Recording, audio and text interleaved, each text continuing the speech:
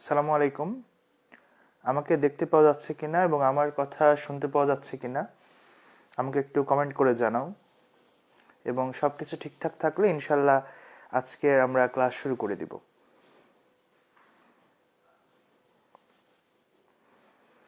ওয়ালাইকুম সালাম।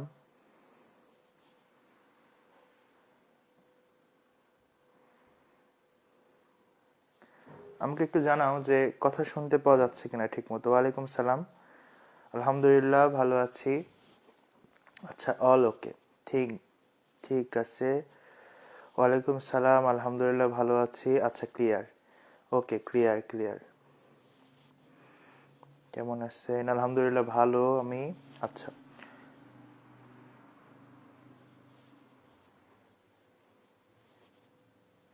ওয়ালাইকুম সালাম। কেমন আছেন ভাইয়া? আলহামদুলিল্লাহ, ভালো আছি। তোমরা কেমন আছো? ওয়ালাইকুম সালাম। ওয়ালাইকুম সালাম। শাহাদাত, ওয়ালাইকুম সালাম। শুনতে পাচ্ছি। আচ্ছা, ঠিক আছে। তো আজকে আমরা যেই চ্যাপ্টার নিয়ে কথাবার্তা বলবো আর যেই চ্যাপ্টার আমরা পড়াশোনা করব, সেই চ্যাপ্টারের নাম হচ্ছে কোষ ও কোষের গঠন। এবং আমরা আসলে ওয়ালাইকুম সালাম সাফা। তো আমরা আসলে এই চ্যাপ্টার সম্পর্কে বা এই চ্যাপ্টারের বিষয়বস্তু সম্পর্কে আগে থেকেই সামান্য পরিমাণে ধারণা পেয়ে অভ্যস্ত, এবং তোমরা খুব সুন্দর করে জানো যে আমাদের দেহের যে গাঠনিক একক, সেই গাঠনিক এককটাই হচ্ছে কোষ। এবং আমাদের দেহে কোষ বিভিন্ন রকম হতে পারে, সেগুলোর আবার বিভিন্ন রকম গঠন হয়, এবং কোষের ভেতরে বিভিন্ন রকম অঙ্গাণু থাকে। তোমরা যদি কোষের ঠিক বাহিরে খেয়াল করতে চাও, একদম আমাদের বাড়ির বাইরে আমরা প্রাচীর দিয়ে রাখি, তেমনি উদ্ভিদ কোষ তার বাহিরে একটা প্রাচীর দিয়ে রাখে। এই প্রাচীরকে বলা হয় কোষ প্রাচীর। এরকম আস্তে আস্তে ভেতরে ঢুকতে থাকে। তোমাদের কাছে এখন আমার ক্লাসের শুরুতেই একটা প্রশ্ন আছে, সেটা হচ্ছে কোষের কেন্দ্র বলা হয় কাকে? কোষের কেন্দ্র বা কেন্দ্রিকা বলা হয় কাকে?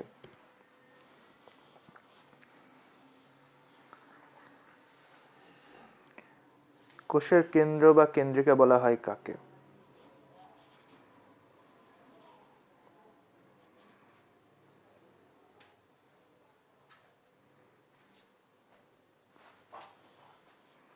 দেখি কে কি উত্তর করতে পারছো।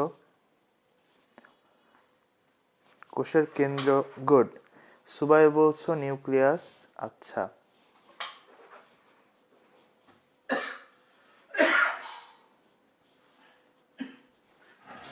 আচ্ছা, তুমি বলছো কোষ ঝিল্লি, রিফা বলছো নিউক্লিয়াস, রুধি বলছো নিউক্লিয়াস, নিসার বলছো নিউক্লিয়াস, সাগর বলছো নিউক, ওইখান থেকে বুঝে নিয়েছি আমি নিউক্লিয়াস। রাসেল বলছো নিউক্লিয়াস, রোকসানা বলছো নিউক্লিয়াস, সুমনা বলছো নিউক্লিয়াস, তনু বলছো নিউক্লিয়াস। আচ্ছা, দিশা বলছো নিউক্লিয়াস, নাজিফা বলছো নিউক্লিয়াস, ভেরি গুড। রিতা বলছো নিউক্লিয়াস। তাহলে আমরা কোষের যে কেন্দ্র থাকে, সেই কোষের কেন্দ্রকে তারিন বলছো nucleus. Very good, very good. আচ্ছা, তাহলে কোষের কেন্দ্রকে আমরা বলি হচ্ছে নিউক্লিয়াস। নিউক্লিয়াস। এই নিউক্লিয়াসের ভেতর অ্যাসিড ধর্মী কিছু পদার্থ থাকে। নিউক্লিয়াসের ভেতর যে অ্যাসিড ধর্মী পদার্থগুলো থাকে, সেই অ্যাসিড ধর্মী পদার্থগুলোকে বলা হয় নিউক্লিক অ্যাসিড। তাহলে আমরা মনে রাখলাম, নিউক্লিয়াসের ভেতর যে অ্যাসিড ধর্মী পদার্থগুলো থাকে তাদেরকে বলা হয় নিউক্লিয় acid. Good Tamim, very good, very good. সবাই বেশ পারছো। ফাতিহা, ভেরি গুড। তাহলে নিউক্লিয়াসের ভেতর থাকা অ্যাসিড ধর্মী পদার্থগুলোকে বলা হচ্ছে নিউক্লিক অ্যাসিড। দেখো, নিউক্লিক অ্যাসিড এই কথাটা লিখতে গেলে দুইটা শব্দ আসছে, এইখান থেকে মনে রাখবা। নিউক্লিক অ্যাসিড হয় হচ্ছে দুই রকমের, এনএ দিয়ে নিউক্লিক অ্যাসিড বললাম। একটা হয় হচ্ছে ডিএনএ, আরেকটা হয় হচ্ছে আরএনএ। তাহলে নিউক্লিক অ্যাসিডের শব্দ দুইটা, নিউক্লিক অ্যাসিড হয় দুই রকমের, একটা ডিএনএ আরেকটা হচ্ছে আরএনএ। এখন আমি যদি তোমাদেরকে বলি,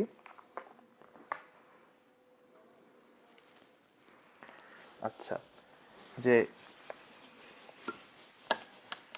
এইখানে আমরা যে নিউক্লিক অ্যাসিড দুই রকম পেলাম, ডিএনএ আর আরএনএ। আচ্ছা, কমেন্ট দেখছি আমি, লেখা একটু উপরে হয়ে গেছে, না লেখা ঠিক আছে মনে হয়, পজিশনিং।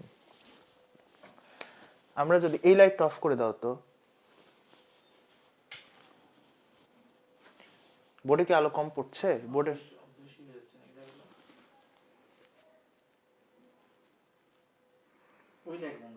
কোন লাইটটা? হ্যাঁ এটা দাও, ওটা বন্ধ করে দাও।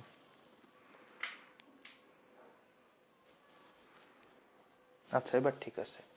তো হচ্ছে আমরা এখানে যে ডিএনএটা পাচ্ছি, ডিএনএ, এই ডিএনএ এর ফুল ফর্ম হচ্ছে ডিঅক্সি রাইবো নিউক্লিক অ্যাসিড। তোমরা এটা সবাই জানো যে ডিএনএ এর পূর্ণরূপ ডিঅক্সি রাইবো নিউক্লিক অ্যাসিড। এখন দেখো এখানে অ্যাসিড শব্দটা আছে, তার মানে এখানে অবশ্যই একটা অ্যাসিড থাকতে হবে। ডিএনএতে অ্যাসিড গ্রুপে যে থাকে, যেহেতু এর নামের ভিতর অ্যাসিড আছে, এখানে অ্যাসিড গ্রুপে যে থাকে সে হচ্ছে ফসফরিক অ্যাসিড, H3PO4। যেহেতু ডিএনএতে একটা অ্যাসিড থাকে, আমরা সবসময় জানি অ্যাসিডের সঙ্গে বিক্রিয়া করে হচ্ছে ক্ষার, তাহলে এখানে অ্যাসিডের সঙ্গে অবশ্যই একটা ক্ষার থাকতে হবে। তাহলে দেখো ডিএনএতে অবশ্যই অ্যাসিডের পাশাপাশি ক্ষার থাকবে। এবং দেখো এখানে নিউক্লিক, নিউক্লিক শব্দটা আসছে এন দিয়ে। এন দিয়ে আমরা যে মৌল পাই সেই মৌলটার নাম হচ্ছে নাইট্রোজেন। তাহলে এখানে যে ক্ষারটা থাকবে সে হবে নাইট্রোজেন যুক্ত ক্ষার। তাহলে ডিএনএতে আমরা বললাম ফসফরিক অ্যাসিড থাকবে, যেহেতু অ্যাসিডের সঙ্গে, হ্যাঁ এখন লেখা বুঝতে পারবেন, সমস্যা নেই। যেহেতু অ্যাসিডের সঙ্গে ক্ষার থাকে তাহলে এখানে থাকবে নাইট্রোজেন যুক্ত ক্ষার। আবার দেখো এখানে আরেকটা কথা হচ্ছে ডিঅক্সি রাইবো। এই ডিঅক্সি রাইবো কথাটা যদি আমরা ফুল ফর্ম করি তাহলে এখান থেকে পাওয়া যাবে ডিঅক্সি রাইবোজ সুগার। তাহলে ডিএনএর অংশ হচ্ছে তিনটা, একটা হচ্ছে ডিঅক্সি রাইবোজ সুগার, যেটা ডিঅক্সি রাইবো কথা থেকে আসলো, অ্যাসিড থেকে আসছে ফসফরিক অ্যাসিড, আর অ্যাসিডের সাথে যেহেতু ক্ষার যুক্ত থাকে তাহলে এখানে থাকবে হচ্ছে নাইট্রোজেন যুক্ত ক্ষার। তোমরা জানো যে হচ্ছে আমাদের যে ডিএনএর কথা আমরা বলি, এই ডিএনএটা আমাদের বংশগতিতে ভূমিকা পালন করে। তাহলে যদি তোমাদেরকে একটা প্রশ্ন করা হয় যে আমাদের বংশগতিতে কোন অ্যাসিডটি ভূমিকা পালন করে, তাহলে প্রশ্নের উত্তরটা কি হবে একটু কমেন্ট করে বলো তো।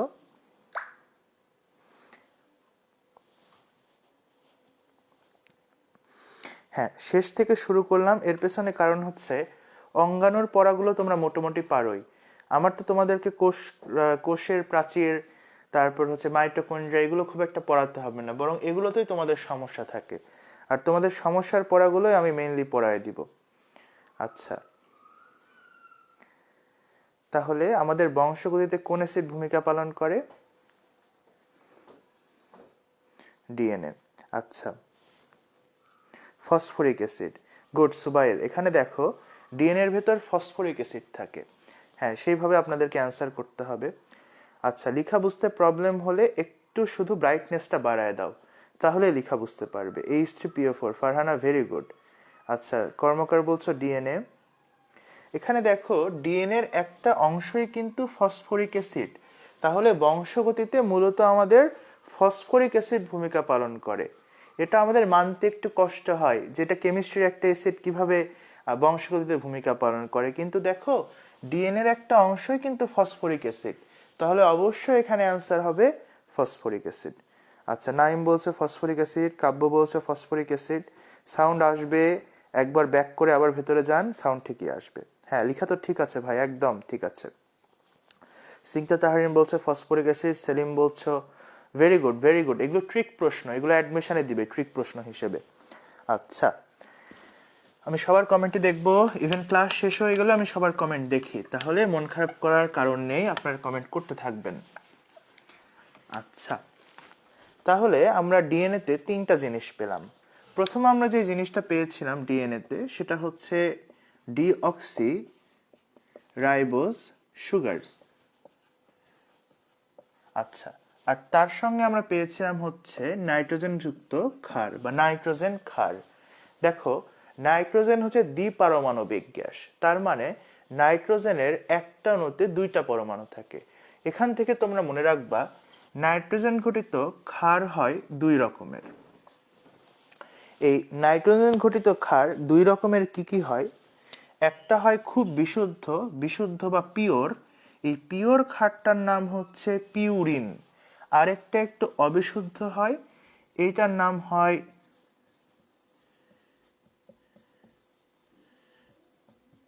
পাইরিমিডিন। তাহলে নাইট্রোজেন যুক্ত ক্ষার হবে দুই রকমের, একটা বিশুদ্ধ তার নাম হবে পিউরিন, আরেকটা হবে তুলনামূলক অবিশুদ্ধ, পিওর হবে না, তাই তার নাম হবে পাইরিমিডিন। তোমাদেরকে আমি প্রথম যেদিন ক্লাস নিয়েছিলাম সেদিন বলেছিলাম নাম বড় যার গঠন ছোট তার। তার মানে দেখো এখানে পিউরিন নামটা কিন্তু ছোট আর পাইরিমিডিন নামটা হচ্ছে বড়। যেহেতু পিউরিন নামটা ছোট তাহলে এর গঠন হবে বড়, অর্থাৎ পিউরিনে চক্র থাকবে হচ্ছে দুইটি। আর দেখো পাইরিমিডিন নামটা কিন্তু বড়, তাহলে এর গঠন হবে ছোট, অর্থাৎ পাইরিমিডিনে চক্র থাকবে হচ্ছে একটি। তাহলে মনে রাখবেন নাম বড় যার গঠন ছোট তার। হ্যাঁ, তাহলে এবার দেখো পাইরিমিডিন, পাই কথার শুরুতে একটা পাই আছে, দেখছো? পাই, পায়ের মান মনে আছে তোমাদের? 3.1416 এইরকম। তাহলে পায়ের মান হচ্ছে 3। তাহলে পাইরিমিডিন ক্ষারকের সংখ্যা হবে 3টা আর পিউরিন ক্ষারকের সংখ্যা হবে 2টি। তাহলে মনে রাখবেন পিউরিনে দেখছেন দুইটা চক্র, দুইটা ক্ষারক, আর পাইরিমিডিনে একটা চক্র পাই 3, তাহলে এখানে থাকবে 3টা ক্ষারক। তো পিউরিন কিভাবে মনে রাখবেন? গ্যাপ, এইভাবে মনে রাখবা পিউরিন। এই গ্যাপের জিতে হচ্ছে গুয়ানিন, বাংলাতে যদি লিখি গুয়ানিন, আর এতে মনে রাখবা হচ্ছে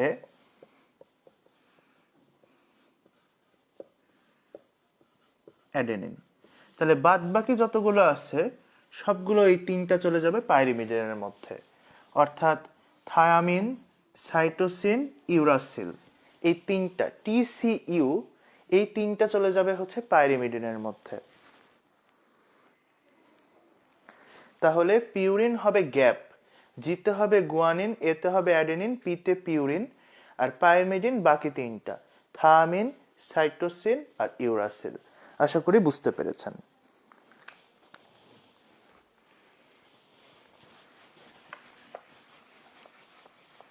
তাহলে আমরা যদি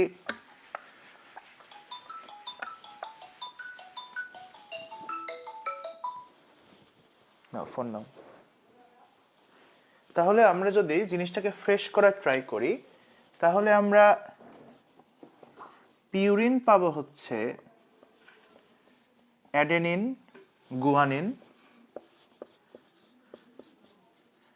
আর পাইরিমিডিন পাবো হচ্ছে থায়ামিন, সাইটোসিন আর ইউরাসিল। এদের মধ্যে তোমাদেরকে এখন মনে রাখতে হবে ডিএনএ তে কোনটা থাকে আর আরএনএ তে কোনটা থাকে। তো আমি একটু নিয়মটা শিখে দিই। এটা মনে রাখবা তোমরা ডিএনএ এর ক্ষেত্রে বা আরএনএ এর ক্ষেত্রে যেটাই হোক না কেন, তোমরা মনে রাখবা টাটা সিএনজি করে রুয়েট যাব। তাহলে এটা মনে রাখবেন আপনারা, টাটা সিএনজি করে রুয়েট যাব। তাহলে দেখো টাটা, তার মানে থায়ামিন সবসময় যুক্ত হয় অ্যাডেনিনের সঙ্গে বা অ্যাডেনিন সবসময় যুক্ত হয় থায়ামিনের সঙ্গে। সিএনজি, সিএনজিতে আছে সি আর জি, তাহলে সাইটোসিন সবসময় যুক্ত হয় গুয়ানিনের সঙ্গে, অথবা পক্ষান্তরে আমরা বলতে পারি গুয়ানিন সবসময় যুক্ত হয় সাইটোসিনের সঙ্গে।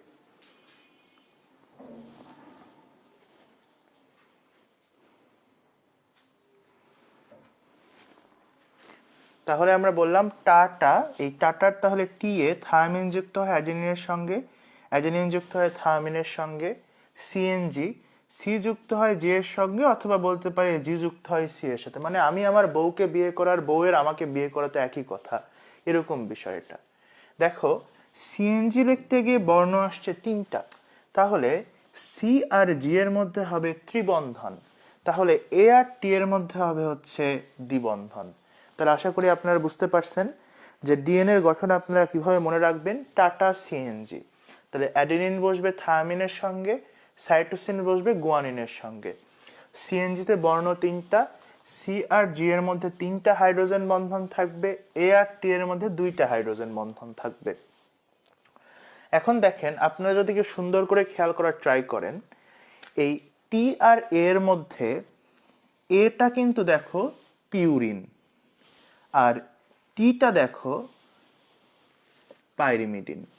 আবার দেখো সি আর জি এর মধ্যে মানে সাইটোসিন আর গুয়ানিনের মধ্যে গুয়ানিনটা কিন্তু পিউরিন, আবার সাইটোসিনটা হচ্ছে পাইরিমিডিন। তার মানে এই জোড়ায় একটা হচ্ছে পিউরিন আরেকটা হচ্ছে পাইরিমিডিন, এই জোড়াতেও একটা হচ্ছে পিউরিন একটা হচ্ছে পাইরিমিডিন। অর্থাৎ কখনোই কিন্তু পিউরিন পিউরিন পাইরিমিডিন পাইরিমিডিন বন্ধনে অংশগ্রহণ করবে না। মানে কখনোই ছেলে ছেলে মেয়ে মেয়ে বিয়ে হবে না, সবসময় ছেলে মেয়ে মেয়ে ছেলে বিয়ে হবে। অর্থাৎ আলাদা আলাদা জিনিস একত্রিত হবে। সবসময় একটা পিউরিন একটা পাইরিমিডিন যুক্ত হবে, একটা পাইরিমিডিন একটা পিউরিন যুক্ত হবে। কখনোই কিন্তু পিউরিন পিউরিন বা পাইরিমিডিন পাইরিমিডিন বন্ধন গঠিত হওয়া সম্ভব না।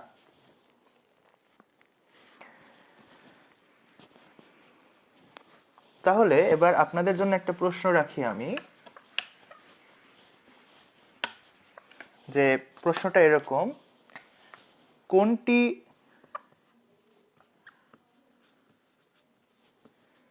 সম্ভব নয়? হ্যাঁ, অপশন এ তে দেওয়া আছে মনে করো অ্যাডেনিন থায়ামিন, অপশন বি তে বলা আছে সাইটোসিন গুয়ানিন, অপশন সি তে বলা আছে অ্যাডেনিন গুয়ানিন, অপশন ডি তে বলা আছে গুয়ানিন সাইটোসিন। বলো এই চারটার মধ্যে কোনটি সম্ভব নয়? অ্যান্সার কোনটা হবে?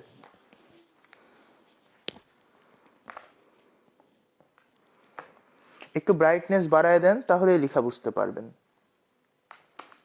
বাহ, Sagar excellent, Sumana very good, excellent excellent, very good. বাহ, এত সুন্দর বুঝতেছো তোমরা। সুবাই বলছো সি, রুধি বলছো সি, সাফা বলছো এ, আচ্ছা আজমিরা বলছো সি,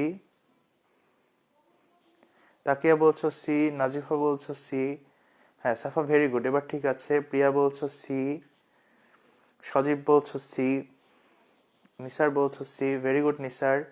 আচ্ছা নারায়ণ বলছো সি, রাসেল বলছো সি,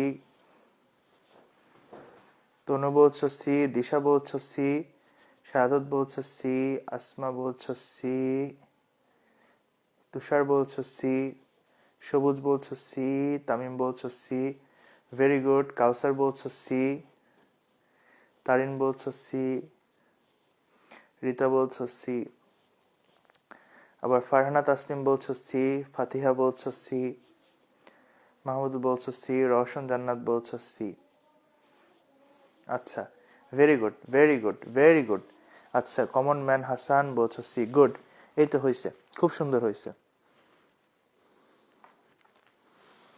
আচ্ছা তাহলে এটা আমি মুছে দিলাম।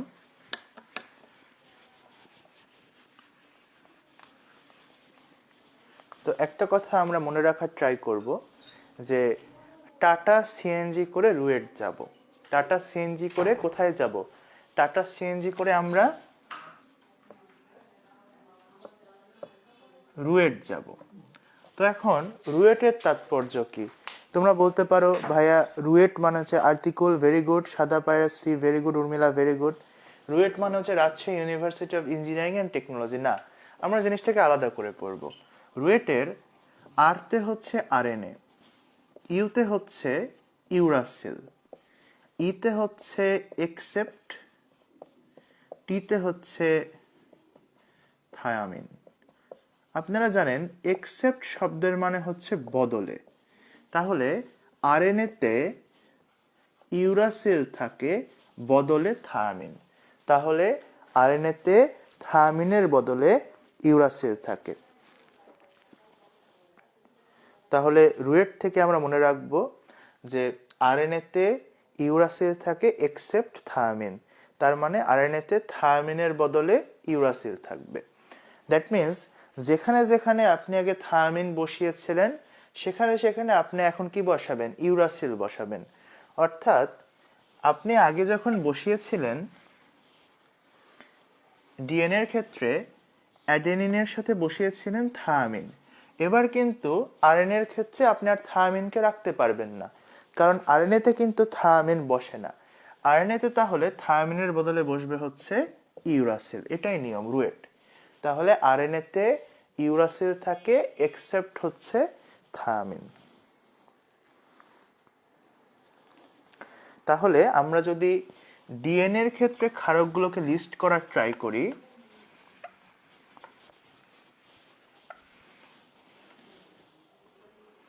আমরা যদি ডিএনএর ক্ষেত্রে বলি তাহলে ডিএনএর ক্ষেত্রে থাকে হচ্ছে অ্যাডেনিন থাকে, থায়ামিন থাকে, সাইটোসিন থাকে আর গুয়ানিন থাকে, এই চারটা থাকে। আর আরএনএর ক্ষেত্রে যদি আমরা লিস্ট করার ট্রাই করি তাহলে অ্যাডেনিন থাকে, টি এর বদলে ইউ থাকে, সি থাকে, জি থাকে। আশা করি বুঝতে পেরেছেন। ওকে, এখন আমাদের এইটুকের কাজ শেষ।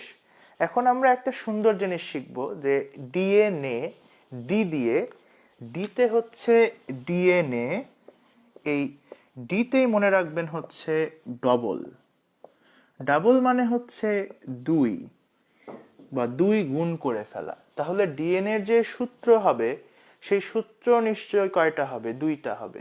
তাহলে ডিএনএ এর সূত্রের সংখ্যা হচ্ছে দুইটা, এবং এই ডি এর ডবল দিয়েই ডিএনএ এর যে মডেল সেই মডেলকে বলা হয় ডাবল হেলিক্স মডেল। তাহলে আপনারা মনে রাখবেন ডিএনএ ডিতে হচ্ছে ডাবল, ডাবল মানে দুই, তাহলে ডিএনএ হবে দ্বিসূত্রক। আবার ডাবল দিয়েই ডাবল হেলিক্স, তাহলে ডিএনএ এর যে গঠনটা হবে সেই গঠনের মডেলটাকে আমরা বলবো ডাবল হেলিক্স মডেল। আশা করি বুঝতে পেরেছেন।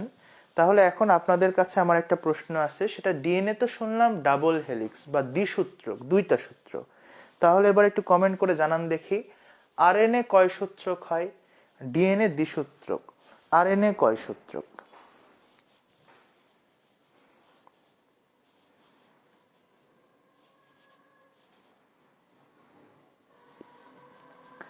দেখি কে কে পারেন। হ্যাঁ, রোকসানা বলছো 1, সাগর বলছো 1, আজমিরা ভেরি গুড বলছো 1, সাদা পায়রা বলছো 1। এই সাদা পায়রা তোমার নাম লিখবা, সাদা পায়রা করে ডাকতে ভালো লাগে না। সাফা 1 সূত্রক, তাকিয়া বলছো 1 সূত্রক, আচ্ছা নাজিফা বলছো 1, ফারহানা বলছো 1, প্রিয়া চৌধুরী ভেরি গুড 1, কাউসার আলী বলছো 1 সূত্রক, কর্মকার বলছো 1 ভেরি গুড, আতিকুল ইসলাম বলছো 1, তনু বলছো 1 ভেরি গুড তনু, ফারহানা ভেরি গুড 1, আচ্ছা সবুজ বলছো 1, রিফা বলছো 1, আচ্ছা ভেরি গুড রিফা, অপু বলছো 1, দিশা বলছো 1, রিতা বলছো 1, রওশন বলছো 1 ভেরি গুড রওশন, তারিন বলছো 1, তামিম বলছো 1 ভেরি গুড তামিম। আচ্ছা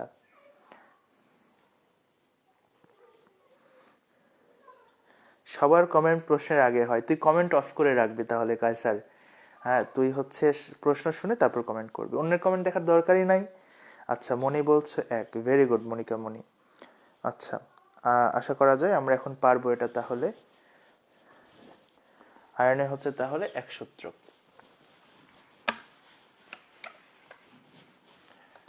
তাহলে আসো আমরা একটু ডিএনএ এর গঠনটা দেখার ট্রাই করি এবং তার সাথে সাথে আমরা কিছু পড়ার ট্রাই করি। আমরা পড়লাম ডিএনএ হচ্ছে দ্বিসূত্রক।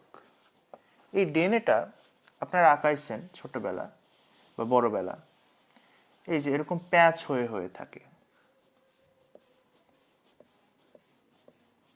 এই যে এরকম একটা প্যাচ হয়ে থাকে ডিএনএটা। এই যে দুইটা সূত্র মিলে যে প্যাচ হয়ে থাকে, এই প্যাচের মডেলটাকেই বলা হয় ডাবল হেলিক্স মডেল। তোমরা হচ্ছে করবা, কমেন্ট অফ করে রাখবা, তোমরা প্রশ্ন শুনতে থাকবা। প্রশ্ন যখন শোনা হয়ে যাবে ঠিক তারপরে তোমরা তোমাদের উত্তরটা কমেন্ট করে দিবা। আমি তো সবারটা দেখবই, কে আগে প্রশ্ন করলো বা কে আগে উত্তর দিল এটা দেখার দরকার নাই, তোমরা শুধু আমাকে ফলো করবা। হ্যাঁ, অনলাইনে একটু প্রবলেম হয়, একটু মেনে নিতে হবে, একটু ধৈর্য ধরতে হবে। আচ্ছা, যেটা সামনাসামনি ক্লাস হতো তাহলে তো এত সমস্যা হতো না, সামনাসামনি ক্লাসে আমরা অনেক সুন্দর ইন্টারাক্ট করতে পারতাম। আচ্ছা, তো এরকম ডিএনএ ডাবল হেলিক্স হয়ে থাকে। এখন এই পর্যন্ত যে দূরত্ব তাকে আমরা বলবো ডিএনএ সূত্রের দৈর্ঘ্য, কারণ দেখো এটা প্যাচের দৈর্ঘ্য। এই বরাবর যে পরিমাণটা সেটাকে আমরা বলবো হচ্ছে ডিএনএ সূত্রের প্রস্থ। তাহলে এটা হচ্ছে দৈর্ঘ্য আর এটা হচ্ছে প্রস্থ। এটা তো আপনাদেরকে শেখাতে হবে না যে এটা আমার দৈর্ঘ্য, এটা হচ্ছে আমার প্রস্থ। তাহলে এটাও ডিএনএ সূত্রের প্যাচের দৈর্ঘ্য, এটা হচ্ছে প্যাচের প্রস্থ। তো প্যাচটা লিখে দিই তাহলে আপনাদের বুঝতে সুবিধা হবে। ডিএনএ সূত্রের প্যাচের দৈর্ঘ্য, এটা হচ্ছে প্রস্থ।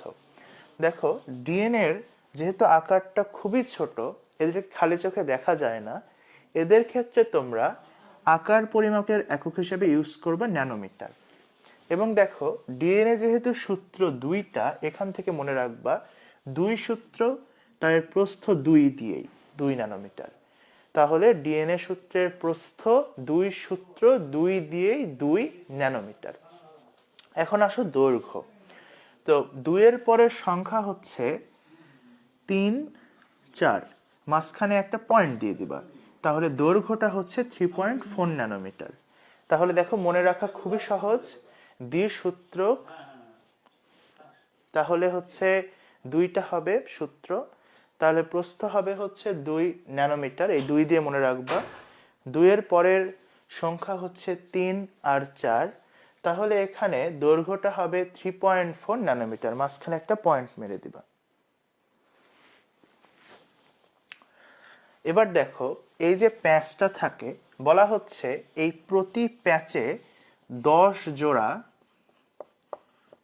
জোড়া এরকম 10 জোড়া এটি বা জিসি থাকে। দ্যাট মিনস এরকম 10টা ধাপ থাকে এখানে। তাহলে পুরোটার দৈর্ঘ্য যদি 34 বা 3.4 হয় আর জোড়ার সংখ্যা যদি 10টা হয়, তাহলে একটা জোড়া থেকে আরেকটা জোড়ার দূরত্ব কত হবে? 3.4 ডিভাইড বাই হবে 10, কারণ জোড়া আছে 10টা, তাহলে 0.34 ন্যানোমিটার। মানে ব্যাপারটা অনেকটা মইয়ের মতো। মইয়ের যেরকম অনেকগুলো ধাপ থাকে, তেমনি এরকম ক্ষারকগুলো ধাপ ধাপ ধাপ ধাপ হয়ে হয়ে থাকে। তাহলে আমরা সুন্দর করে মনে রাখবো যে হচ্ছে দ্বিসূত্রক, তাই ব্যাস হচ্ছে 2 ন্যানোমিটার বা প্রস্থ হচ্ছে 2 ন্যানোমিটার। 2 এর পরের সংখ্যা হচ্ছে 3 আর 4, মাঝখানে একটা পয়েন্ট দিয়ে দিবা, তাহলে 3.4 ন্যানোমিটার হচ্ছে প্যাচের দৈর্ঘ্য। প্রতি প্যাচে এরকম ধাপ থাকে 10টা, তাহলে একটা প্যাচ থেকে আরেকটা প্যাচের দূরত্ব 3.4 divide by 10 equals to 0.34 nanometre. তাহলে এখন তোমাদের জন্য আমার একটা প্রশ্ন আছে, সেটা হচ্ছে তোমরা অ্যান্সার করো যে ডিএনএ দ্বিসূত্রকে যে ডিএনএ আমরা পাচ্ছি, এই ডিএনএ এর প্রস্থ কত? কমেন্ট করে জানাও দেখি, ডিএনএ এর বা প্যাচের প্রস্থ কত?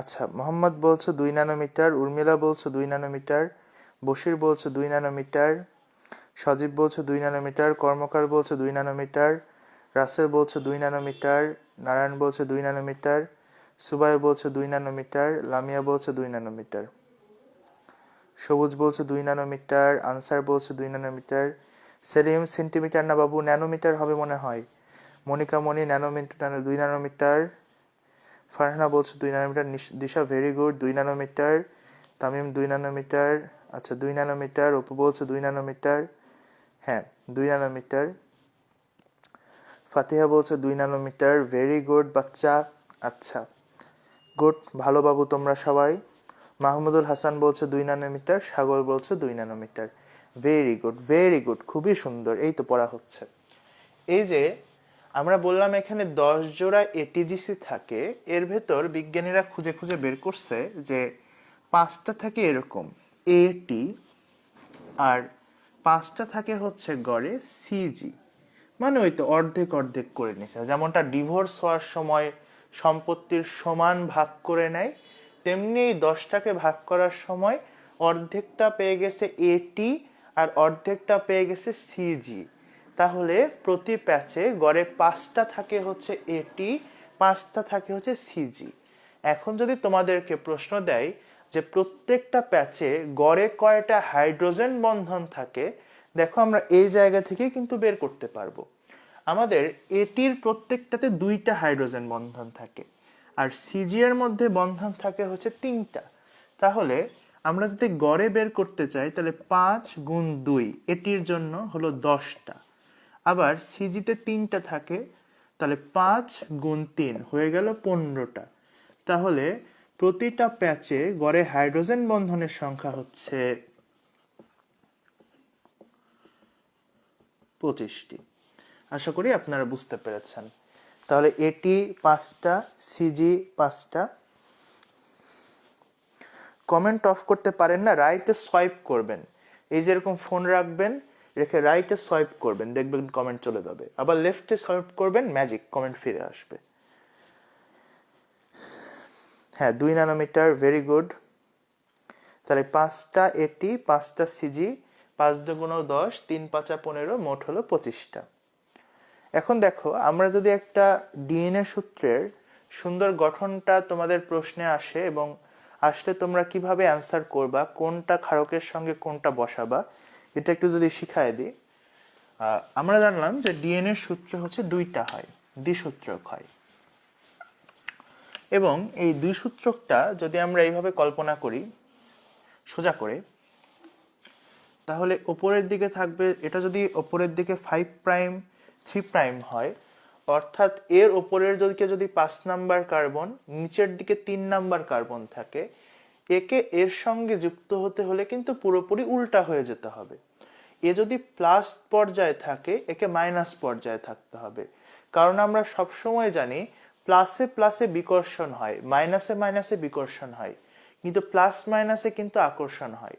তার মানে এর সাথে যদি কাউকে বসতে হয়, তাহলে অবশ্যই এর উল্টো হয়ে এসে এর সঙ্গে বসতে হবে। অর্থাৎ এটা যদি 5 প্রাইম থেকে 3 প্রাইম হয়, অর্থাৎ এই সূত্রকে যদি ওপরের দিকে 5 প্রাইম আর নিচের দিকে 3 প্রাইম থাকে, তাহলে এই সূত্রকে কিন্তু উল্টা হয়ে যাবে। অর্থাৎ ওপরের দিকে থাকবে 3 নাম্বার কার্বন, নিচের দিকে থাকবে হচ্ছে 5 নাম্বার কার্বন। অর্থাৎ একটা সূত্র অপরটার উল্টা হবে।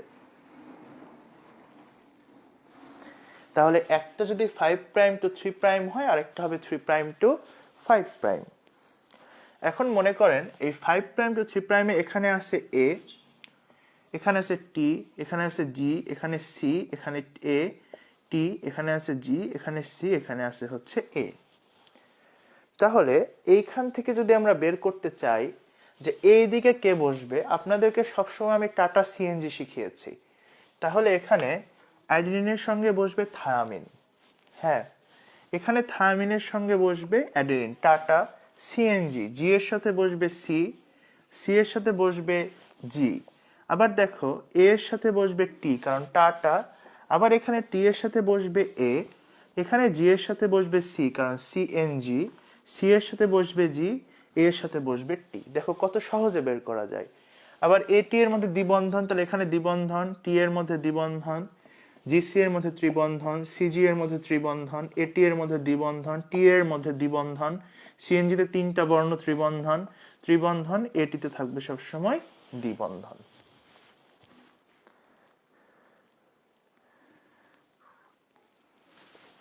তাহলে যদি এরকম আমি আপনাদেরকে একটা করতে দিই, করেন দেখি। আমি এইভাবে দিই আপনাদেরকে, আপনাদের প্রশ্ন যেভাবে দেয়, যে 5 প্রাইম এ জি টি সি এ 3 প্রাইম। বলেন তো এটা 3 প্রাইম টু 5 প্রাইম কি হবে? কমেন্ট করেন দেখি কে কে পারেন। এটার 3 প্রাইম টু 5 প্রাইম কি সিকোয়েন্সে বসবে?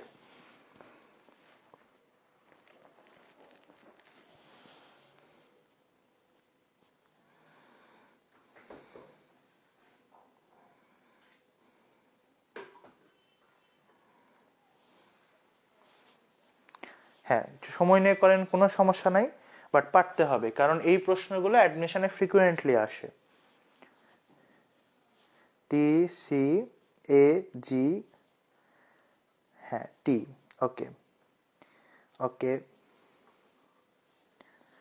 আচ্ছা, কে কে করছে আমি বলি নাম, এদের নাম অবশ্যই বলা উচিত আমার, এরা খুবই মনোযোগ দিয়েছে। Roksana Ansar, very good. সাগর, খুবই সুন্দর।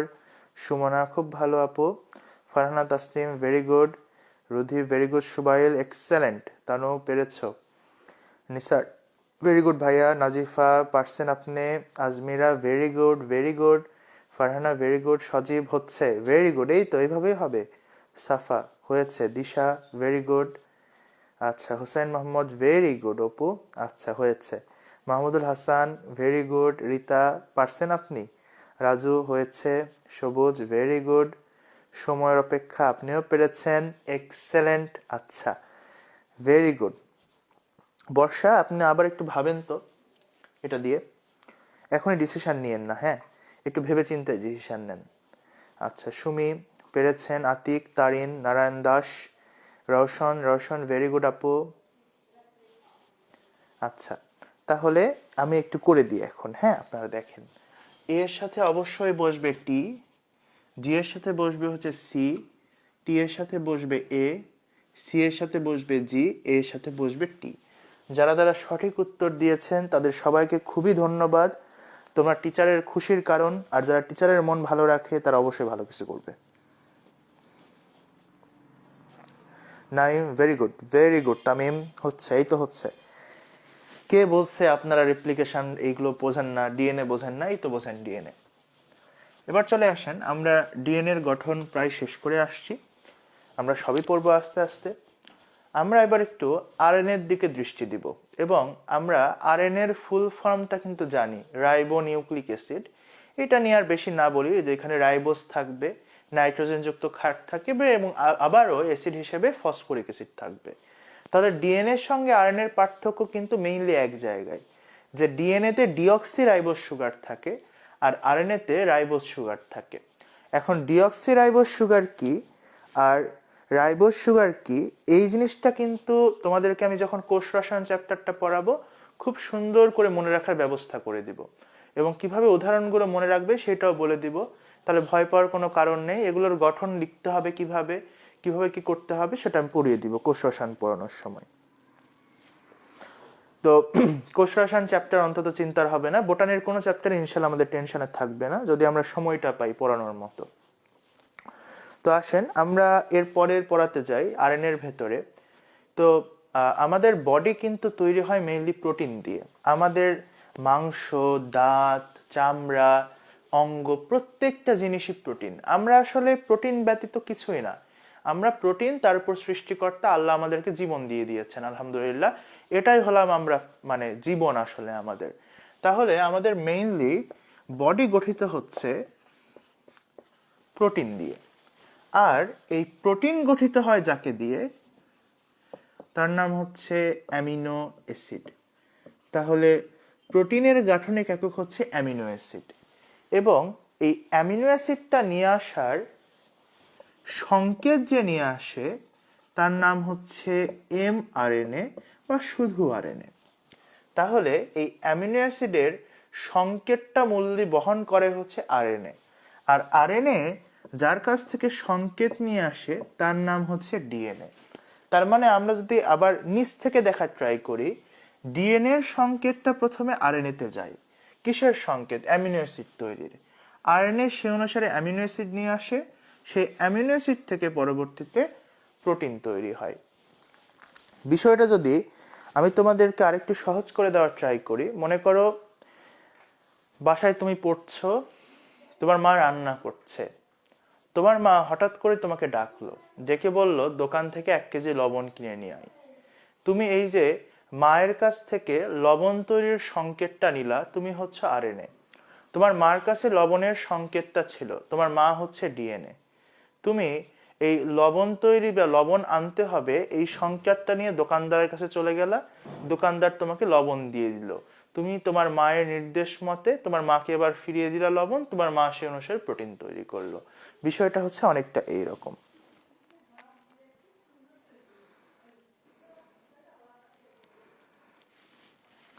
তাহলে আমাদের মাটা হচ্ছে ওখানে ডিএনএ, আমি ওখান থেকে সংকেত নিয়ে আসছি বা তুমি নিয়ে এসেছো, তুমি হচ্ছে আরএনএ। আর যেসের সংকেতটা তুমি নিয়ে আসছো ওই লবণটা হচ্ছে অ্যামিনো অ্যাসিড। আর অনেকগুলো লবণ মিলে তরকারি তৈরি করবে, ওই তরকারিটা হচ্ছে প্রোটিন।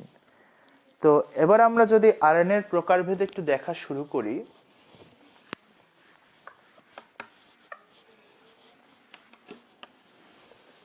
আমরা মনে রাখবো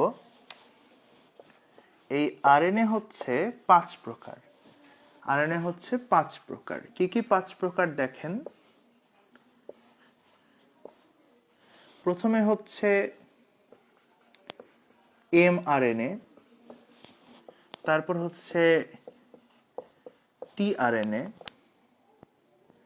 তারপর হচ্ছে আরআরএনএ, তারপর হচ্ছে জিআরএনএ,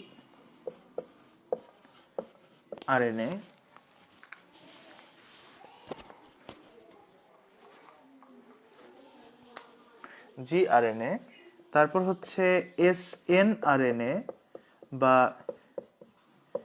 এমআইআরএনএ। একটা একটা করে বর্ণনা দিচ্ছি, মন খারাপ করার কোনো কারণ নেই।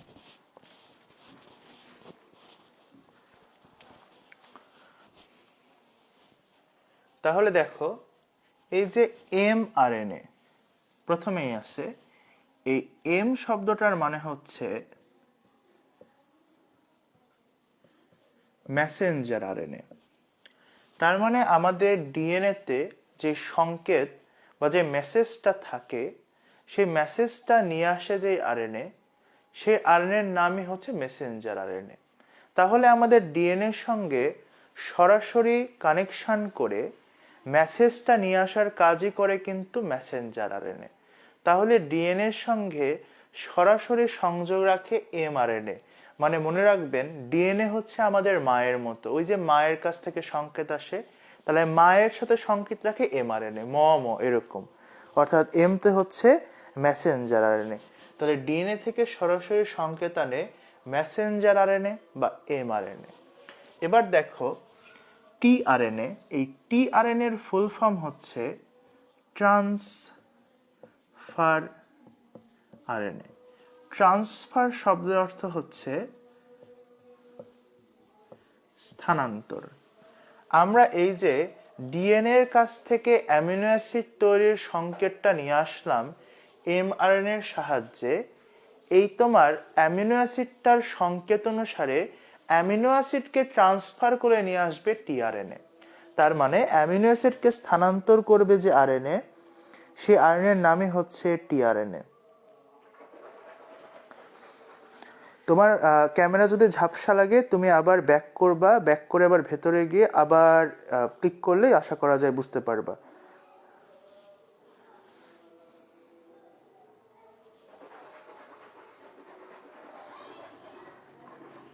আচ্ছা, তাহলে আমরা বুঝতে পারলাম যে স্থানান্তরের কাজ করে যে সেই হচ্ছে টিআরএনএ বা ট্রান্সফার আরএনএ।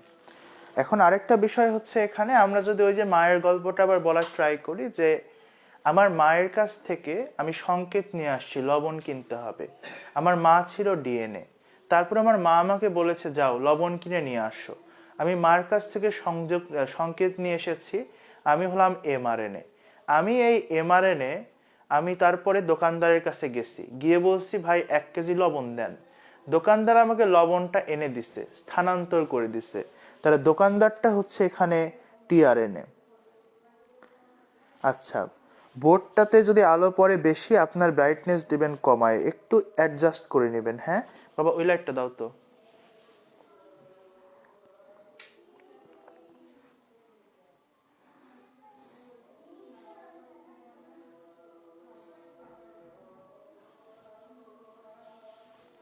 আচ্ছা,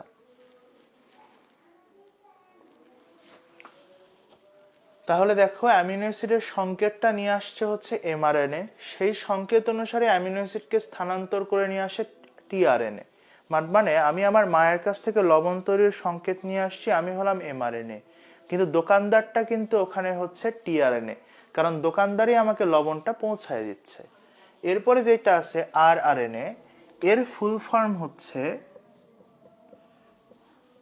রাইবোজোমাল আরএনএ। তোমরা যদি একটু চিন্তা করে দেখতে পারো যে আমাদের প্রোটিন তৈরির অঙ্গাণু যেটা, তার নাম হচ্ছে রাইবোজোম, তাহলে এই রাইবোজোম গঠন করে যে আরএনএ, তার নামই হচ্ছে রাইবোজোমাল আরএনএ। নামের ভেতরেই উত্তরটা দেওয়া আছে। এখন দেখো তারপরে আছে জি আরএনএ, বা জি এর ফুল ফর্মটা এখানে হচ্ছে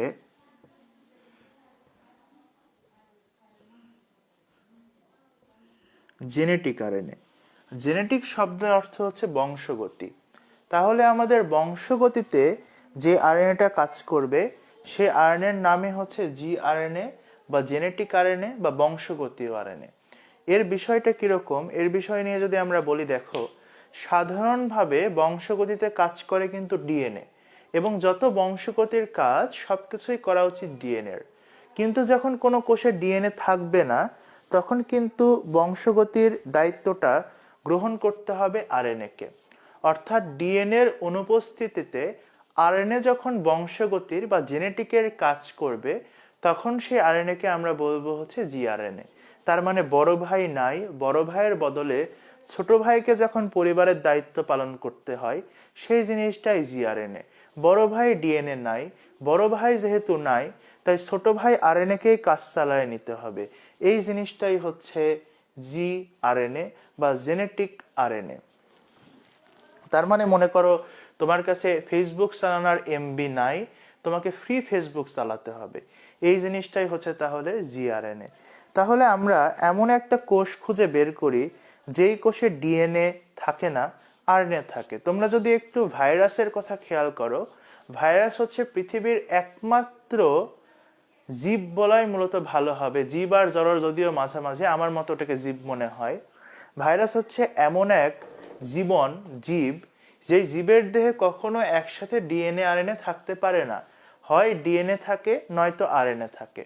তাহলে এই যে মনে করো করোনা ভাইরাস কিন্তু একটা আরএনএ ভাইরাস, তার মানে এর দেহে কিন্তু ডিএনএ থাকে না, এর দেহে থাকে শুধুমাত্রই আরএনএ। তাহলে এর যে আরএনএ, তারই কিন্তু ডিএনএ বড় ভাই না থাকার জন্য বংশগতির দায়িত্ব পালন করতে হবে। বড় ভাই তো নাই, তাহলে ছোট ভাইকেই দায়িত্ব নিতে হবে। তাহলে এর যে আরএনএ, সে আরএনএর নাম কিন্তু হবে জেনেটিক আরএনএ বা জিআরএনএ। আর চলে না না, আসলে ধারণা নাই, বুঝছো, ফ্রি ফেসবুক চলে কি চলে না। করোনাতে তাহলে আরএনএ থাকে, জিআরএনএ থাকে, করোনা আরএনএ হচ্ছে জিআরএনএ বা জেনেটিক আরএনএ। আর চলে না ভাই, না, অনেক আগে অফ করে দিছে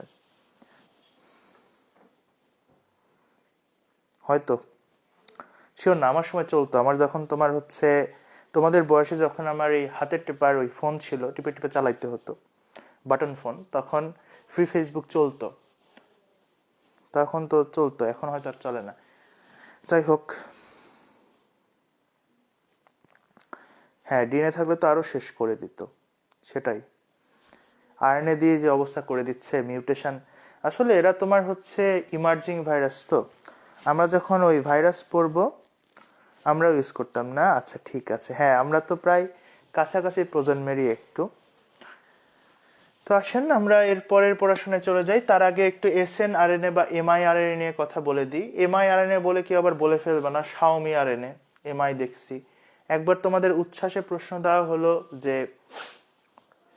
এমআই বলতে কি বোঝো, এটা আসলে রক্ত চ্যাপ্টার থেকে প্রশ্ন দেওয়া হয়েছিল যে এমআইআরএনএ মানে হচ্ছে ওই এমআই মানে মায়োকার্ডিয়াল ইনফার্কশন, তো সে লিখছে এমআই বলতে শাওমি মোবাইলকে বুঝি।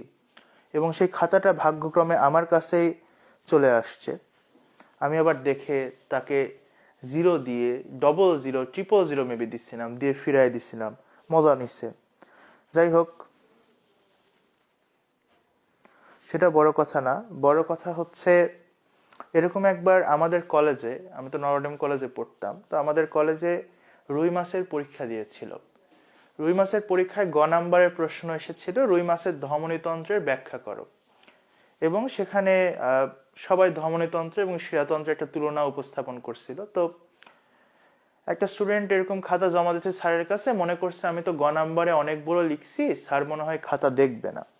যাই হোক, স্যার খাতা দেখছে, ক্লাসে আসছে, ক্লাসে এসে ওই 72 রোলকে বলছে, 72 রোল তুমি দাঁড়াও, তোমার খাতা আমি পড়ে শোনাবো। স্যার পড়া শুরু করছে। সেই ছেলেটা ধমনীতন্ত্র শিরাতন্ত্রের সুন্দর একটা তুলনা উপস্থাপন করছে, ছক করছে। ছকের এক সাইডে লেখছে ধমনীতন্ত্র, এক সাইডে লেখছে শিরাতন্ত্র। তোমাদের দেখে মনে হচ্ছে যে, বা তোমাদের শুনে মনে হচ্ছে যে খুবই মনে হয় গোছালো একটা লেখা।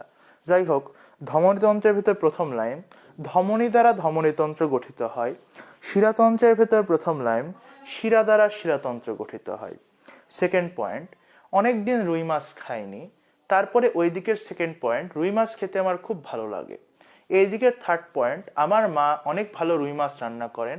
এই সাইডের পয়েন্ট, হোস্টেলে রুই মাছ রান্না তেমন টেস্টি হয় না। 4 নম্বরে এই সাইডে লেখা, এবার বাসায় গেলে মন ভরে রুই মাছ খাবো।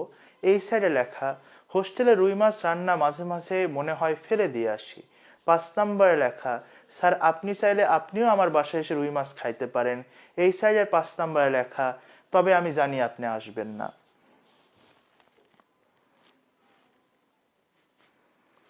তো এই জন্য ছেলেটাকে বেশ বকুনি খেতে হয়েছিল স্যারের কাছে। খুব ক্রিয়েটিভ, ভাবছে এটা এসএসসি পরীক্ষার মতো, গোজামিল মারিয়া দিব, লেখা হইয়া যাইবে, কিন্তু আসলে হয়নি।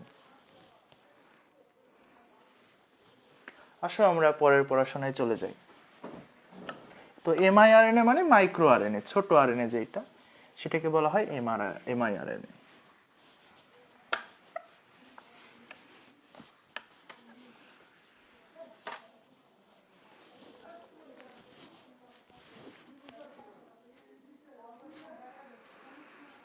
আমিও করছি স্কুলে একদিন, ভালো কাম করিয়াছো, খুব সোয়াবের কাম।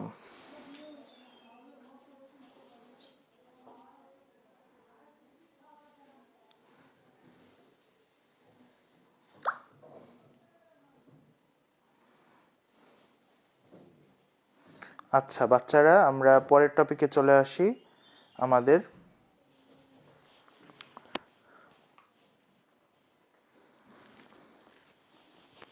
তো আমরা এখন একটা নতুন জিনিস নিয়ে পড়ব, সেটা হচ্ছে কেন্দ্রীয় কুত্তার মা, যেটার ইংরেজি করে বিজ্ঞানীরা বলছে হচ্ছে কেন্দ্রীয় কুত্তার মা, যার ইংরেজি করে বিজ্ঞানীরা বলছে সেন্ট্রাল ডগমা। তোমরা আবার কেউ পরীক্ষায় লিখবা না যে কেন্দ্রীয় কুত্তার মা সিজন ভাইয়া শিখাইছে, আসলে হবে হচ্ছে সেন্ট্রাল ডগমা, যার সুন্দর শব্দটা হচ্ছে কেন্দ্রীয় প্রত্যয়। তো এমনি মনে রাখার জন্য মনে রাখতে পারো কেন্দ্রীয় কুত্তার মা।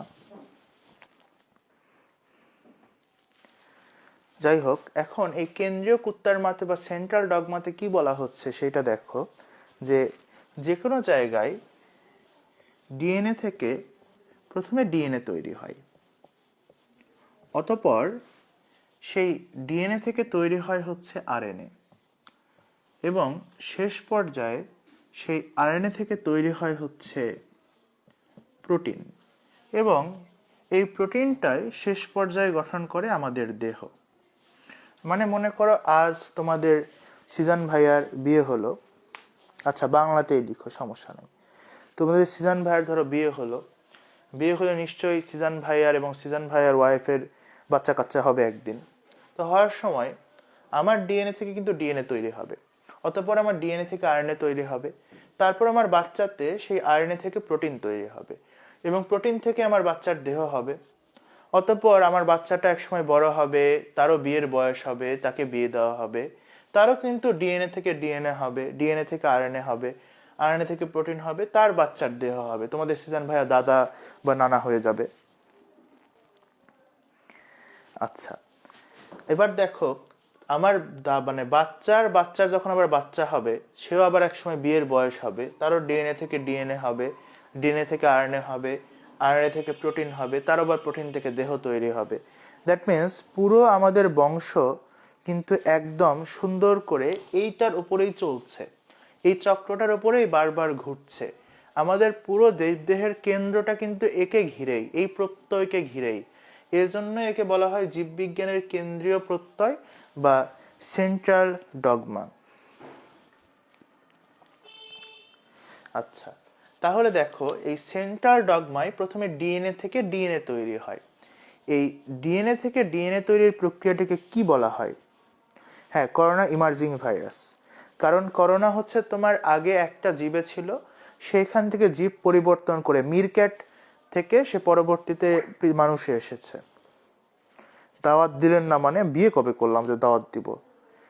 আচ্ছা, এবার বল তোরা যে ডিএনএ থেকে ডিএনএ তৈরির প্রক্রিয়াকে কি বলা হয়?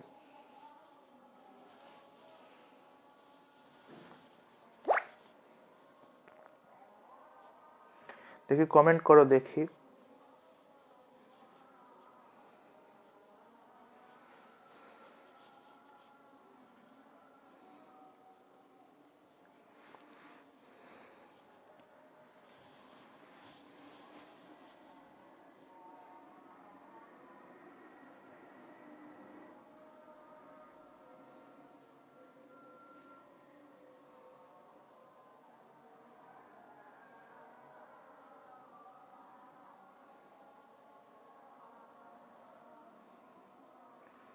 আচ্ছা, রেপ্লিকেশন নিসার বলছো, রোকসানা বলছো প্রতিলিপন, অনুলিপন, রেপ্লিকেশন সুমনা বলছো। আচ্ছা, বলতে থাকো। মনি বলছো ডিএনএ রেপ্লিকেশন, রওশন বলছো প্রতিলিপন। প্রশ্নটা আবার দেন, ডিএনএ থেকে ডিএনএ তৈরির প্রক্রিয়াকে কি বলা হয়? মানে ডিএনএ থেকে ডিএনএ এর বাচ্চা হওয়াকে কি বলা হয়? তনু বলছো রেপ্লিকেশন, সুবাই বলছো বাহ, সাগর বলছো ট্রান্সক্রিপশন। আচ্ছা, তনু বলছো ডিএনএ রেপ্লিকেশন, হাসান বলছো রেপ্লিকেশন, নীলকাব্য রেপ্লিকেশন, হুসাইন মোহাম্মদ বলছো রেপ্লিকেশন, তারিন বলছো রেপ্লিকেশন। আচ্ছা, তারপরে হচ্ছে এখান থেকে ফারহানা বলছো সেন্ট্রাল ডগমা। পুরোটাকে তো সেন্ট্রাল ডগমা বলা হয় বাবু, একটাকে আপনি কিভাবে সেন্ট্রাল ডগমা বলবেন? শুধু ডিএনএ থেকে ডিএনএ। কাউসার বলছো রেপ্লিকেশন। আচ্ছা, তামিম বলছো DNA replication, অনুলিপন, Ruhul Amin অনুলিপন, প্রতিলিপন, replication. Very good. আচ্ছা, তোমরা নিশ্চয়ই ব্রাজিলের নাম শুনছো, ফুটবল খেলে। ব্রাজিলের কোনো সমর্থককে তুমি যদি জিজ্ঞেস করো কেন ব্রাজিল সাপোর্ট করিস, তাহলে প্রথমেই তোমাকে বলবে কি আমাদের 5টা ওয়ার্ল্ড কাপ আছে। অর্থাৎ তুমি যদি বলো ব্রাজিল তো গত 20 বছরে ওয়ার্ল্ড কাপ পায়নি, আমাদের 5টা ওয়ার্ল্ড কাপ আছে। ব্রাজিল তো এখন খারাপ খেলে, আমাদের 5টা ওয়ার্ল্ড কাপ আছে। আর্জেন্টিনায় মেসি খেলে, আমাদের 5টা ওয়ার্ল্ড কাপ আছে। মানে একটা মুখস্থ বুলি সারাদিন আওড়াতেই থাকে। যাই হোক, তো ব্যাপারটা অনেকটা এরকম, 5টা ওয়ার্ল্ড কাপ থাকার জন্য ব্রাজিলকে সাপোর্ট করা আর আমার বাবা দাদার বিয়ে হয়েছে এই জন্য আমি বিয়ে করব না, এই জিনিস একই। কারণ আমার বাপ দাদা তো বিয়ে করছে, আমার বিয়ে করার কি দরকার? ব্রাজিলের আমার আগে 5টা কাপ পাইছে, এখন পাওয়ার কি দরকার? এইরকম বিষয়টা। যাই হোক, হ্যাঁ, 7 আপ ওরা। তাহলে এই যে ব্রাজিল তো গতবার কাপ পায়নি,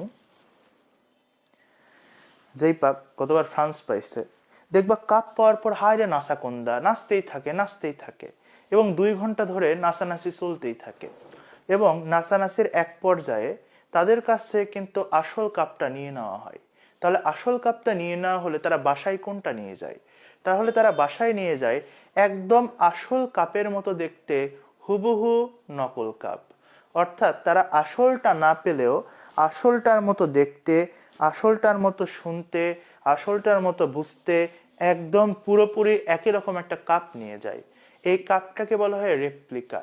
তাহলে দেখছো অনুরূপ তৈরির প্রক্রিয়াকে বলা হয় রেপ্লিকা, থেকে নাম আসবে রেপ্লিকেশন।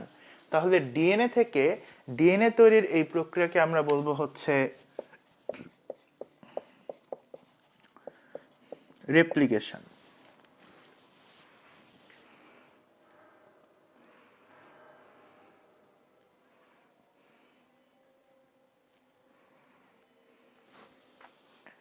আচ্ছা, এবার এই ডিএনএ থেকে আরএনএ তৈরির প্রক্রিয়াকে বলা হয় ট্রান্সক্রিপশন, আর আরএনএ থেকে প্রোটিন তৈরির প্রক্রিয়াকে বলা হয় ট্রান্সলেশন। তাহলে রেপ্লিকেশন, ট্রান্সক্রিপশন আর হচ্ছে ট্রান্সলেশন। তাহলে ডিএনএ থেকে ডিএনএ তৈরির প্রক্রিয়া হচ্ছে রেপ্লিকেশন, ডিএনএ থেকে আরএনএ তৈরির প্রক্রিয়া হচ্ছে ট্রান্সক্রিপশন, আর আরএনএ থেকে প্রোটিন তৈরির প্রক্রিয়া হচ্ছে ট্রান্সলেশন। এই জিনিসগুলো আপনাদেরকে জানলেই হয় যে ভাইয়া রেপ্লিকেশন কি, ডিএনএ থেকে ডিএনএ তৈরির প্রক্রিয়া রেপ্লিকেশন। এর ভেতর থেকে রেপ্লিকেশনের জন্য যে এনজাইমগুলো লাগে, এই এনজাইমগুলোর নাম তোমরা একটু পড়ে নিবা, এটা তোমাদের জন্য উপকারী, সাধারণত কখনোই আসে না। এর পাশাপাশি তোমাদেরকে জানতে হবে ডিএনএ থেকে আরএনএ তৈরির প্রক্রিয়াকে বলা হয় ট্রান্সক্রিপশন, আর আরএনএ থেকে প্রোটিন তৈরির প্রক্রিয়াকে বলা হয় ট্রান্সলেশন। এবার চলে আসো, আমরা একটা নতুন জিনিসের অবতারণা করব এবং সেটা নিয়ে একটু পড়াশোনা করব।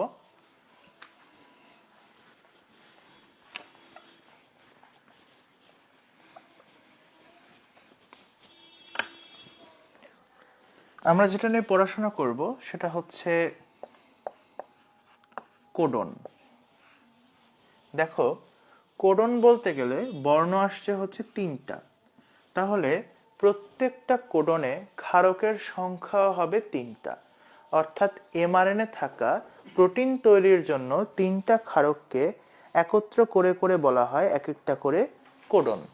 যেমন আমরা যদি দেখি এ ইউজি, এ হচ্ছে একটা কোডন, এ সি জি এ একটা codon, C G U A একটা কোডন। কিন্তু দেখো এ ইউ এ কিন্তু কোডন নয়, কারণ এখানে আছে 2টা। তাহলে আমি যদি তোমাদেরকে একটা প্রশ্ন দিই এবং তোমাদেরকে যদি অ্যান্সার করতে বলি, বলো তো এটার অ্যান্সার কি হবে? যে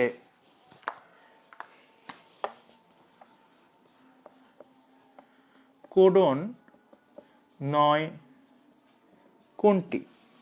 অপশন এ তে মনে করে দেওয়া আছে C U A, option B তে দেওয়া আছে U A G, option C তে দেওয়া আছে A U C, option D তে দেওয়া আছে ইউ এ সি এ। বলতো এই 4টার মধ্যে কোনটা হবে? নিম্নের কোনটি কোডন নয়?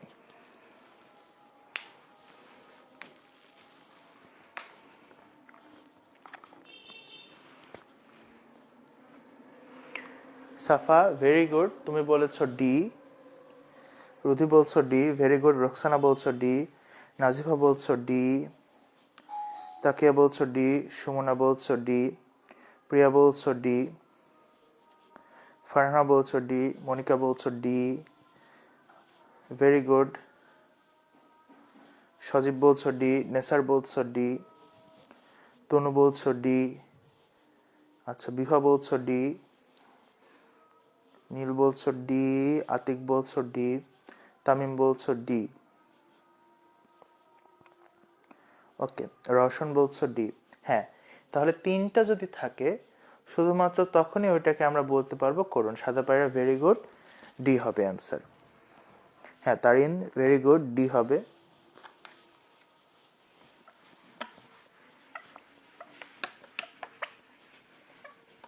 আচ্ছা, আমাদের মূলত ডিএনএ তে ক্ষারের সংখ্যা থাকে 4টা। আমরা বললাম এই 4টার মধ্যে যে কোনো 3টাকে নিয়ে কোডন গঠিত করতে হবে। তার মানে আমি যদি বিন্যাস সমাবেশের দিকে তাকাই, 4টার মধ্যে যে কোনো 3টাকে নিয়ে যদি বিন্যাস করা হয়, তাহলে বিন্যাসের সংখ্যা হয় 4n। কারণ আমরা 4টার ভিতর 3টা নিছি, তাহলে n এর মান এখানে হবে 3, তাহলে 4 4 মানে 4 গুণ 4 গুণ 4, 16 × 4 ইকুয়ালস টু হচ্ছে 64। তাহলে মোট কোডনের সংখ্যা হবে 64টা। হ্যাঁ তারিন, ভেরি গুড।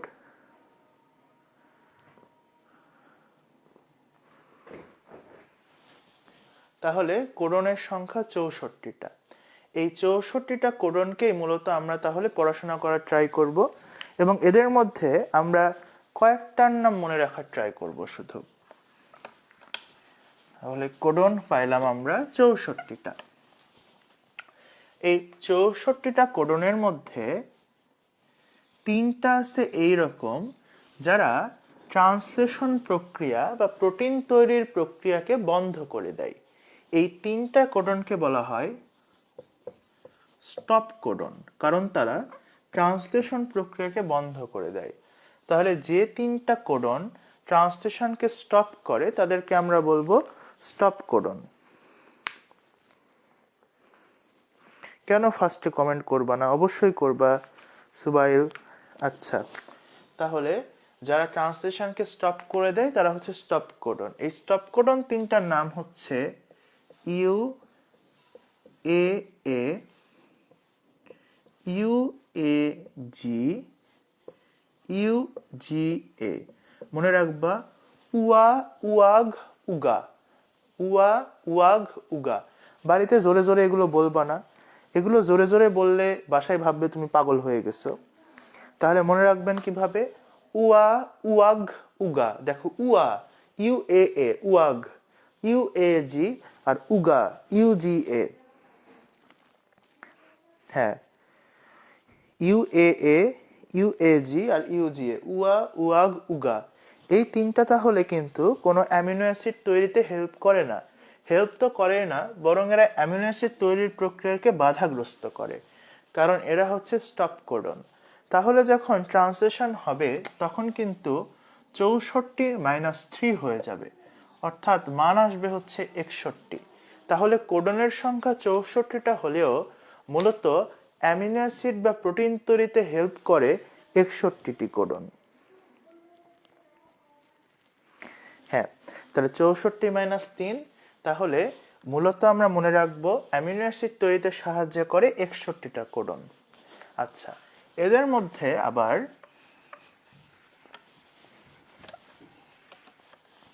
একটা আছে স্টার্ট কোডন। স্টার্ট কোডন তার মানে যার মাধ্যমে সবকিছু শুরু হয়। এই স্টার্ট কোডন হচ্ছে এ ইউ জি। এই এ ইউ জি দিয়ে যে অ্যামিনো অ্যাসিডটা কোড করে সেই অ্যামিনো অ্যাসিডটার নাম হচ্ছে মেথিওনিন। মেথিওনিন, এটা মনে রাখবা কিভাবে? তাহলে প্রথম অ্যামিনো অ্যাসিডটা হচ্ছে মেথিওনিন, কোড করেছে অগ, এ ইউ জি। বিশ্বের সেরা ফুটবলার আনডাউটেডলি হচ্ছে মেসি। যারা ফুটবল বোঝে, যারা ফুটবল দেখে, তারা সবাই এই কথা বলবে। তো দেখো মেসি দিয়েই তাহলে ফুটবলের শুরু আমাদের সবার। এই মেসির প্রথম বর্ণ দেখো মে, এই মেতেই হচ্ছে মেথিওনিন। তাহলে মনে রাখবেন ফুটবলের শুরু মেসি দিয়ে আর অ্যামিনো অ্যাসিডের শুরু মেথিওনিন দিয়ে।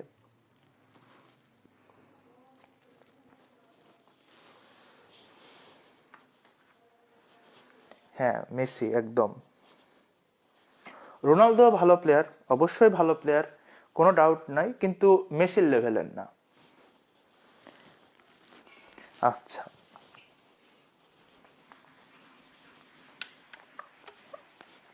এবং তোমরা জানো কিনা জানি না, গত রাতে মেসি পেলের সবচেয়ে সর্বোচ্চ গোলের রেকর্ডটাও ভেঙে দিছে।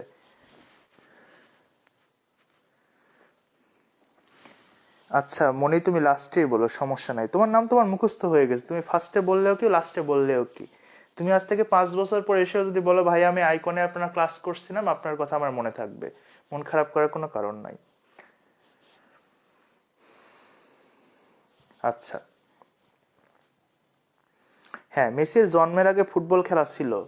তুমি তো ব্রাজিলের সাপোর্টার, তুমি আগে থেকেই বুঝতে পারতেছি। তো আমি তো বললাম যে হচ্ছে মেসি হচ্ছে তোমার, নেইমার তো ভালো প্লেয়ার, নেইমার তো খারাপ প্লেয়ার না। কিন্তু তোমরা জানো কিনা জানি না, নেইমার কিন্তু আইডল মানে মেসিকে, নেইমার ভক্ত মেসির। তাহলে বোঝা যাচ্ছে কে এখানে বেটার, এই প্রশ্নই আসলে আসে না। হ্যাঁ, রোনালদো কোন রোনালদোর কথা বলতেছো? আসল রোনালদো না নকল রোনালদো? ব্রাজিলের রোনালদো হচ্ছে আসল রোনালদো, আর যে তোমার হচ্ছে আরেকটা আছে নকল রোনালদো, মানে ক্রিস্টিয়ানো রোনালদো হচ্ছে নকল রোনালদো।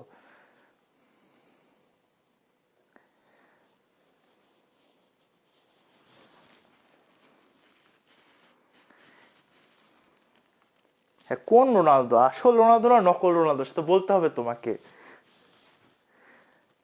রোনালডিহো আবার কি রে? রোনালদিনহো আছে তো। রোনালদিনহো তো ভালো প্লেয়ার, খুবই ভালো প্লেয়ার ছিল। আমি খেলা দেখিনি, বাবা রোনালদিনহোর খেলা দেখছে। আমি আমার শুরু থেকে মেসি, নকল রোনালদো এদেরকেই পাইছি।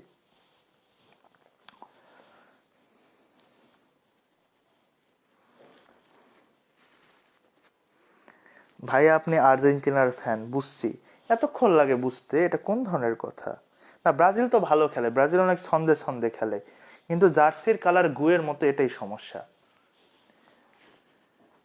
আচ্ছা আসো, পরে পড়াশোনায় যাই।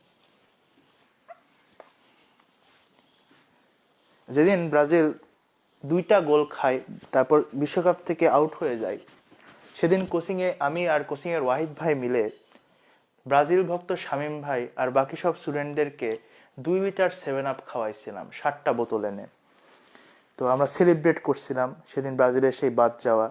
কারণ ওই তো ব্রাজিল এত কষ্ট করার কি দরকার, বাদ গেছে, কষ্ট করে খেলা লাগবে না, খেলা মানেই তো কষ্ট, 90 মিটার দৌড়ানা, খেলা নাই তাই কষ্টও নাই, তাই আমরা আনন্দ করছি। ব্রাজিলের প্লেয়াররা কষ্ট পাইলে খারাপ লাগে আমার।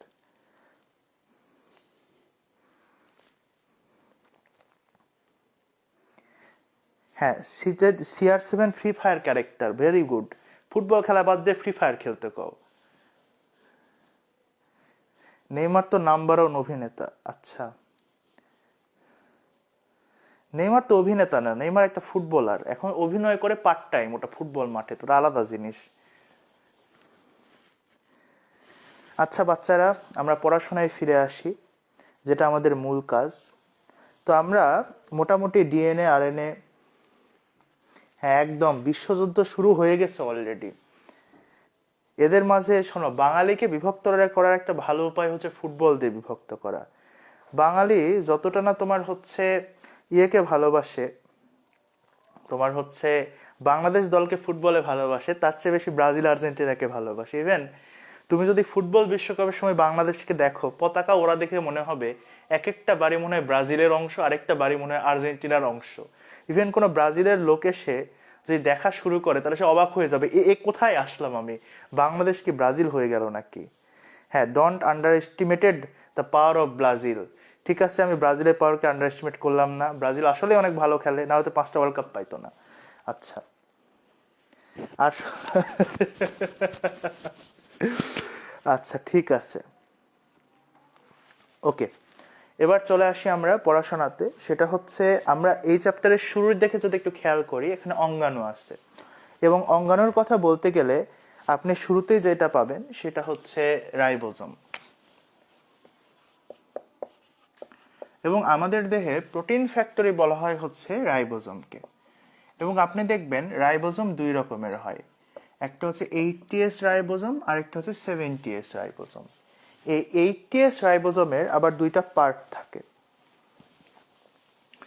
80S রাইবোজোমের যে 2টা পার্ট থাকে তাদের নাম হচ্ছে 60S আর হচ্ছে 40S।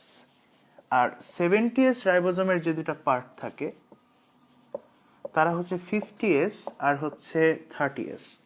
তাহলে রাইবোজোম 2 ধরনের হয়, একটা হচ্ছে 80S রাইবোজোম, আরেকটা হচ্ছে 70S রাইবোজোম। 80S রাইবোজোমের 2টা পার্ট থাকে, একটা হচ্ছে 60S আর একটা 40S। 70S এর 2টা পার্ট থাকে, 50S আর 30S। এটা মনে রাখবেন কিভাবে? দেখো আমি এখানে সংখ্যা লিখব, 3, 4, 5, 6, 7, 8। এখন আমি এদের থেকে জোড়গুলাকে এক জায়গায় করব, বিজোড়গুলাকে এক জায়গায় করব।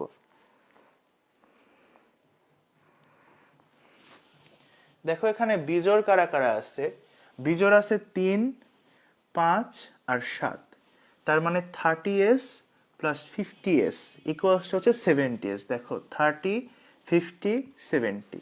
এবার আমি জোড়গুলোকে এক জায়গায় করব, 4, 6, 8। তার মানে 40s plus 60s equals to হচ্ছে 80s। তাহলে এইভাবে আপনারা রাইবোজোমকে মনে রাখবেন।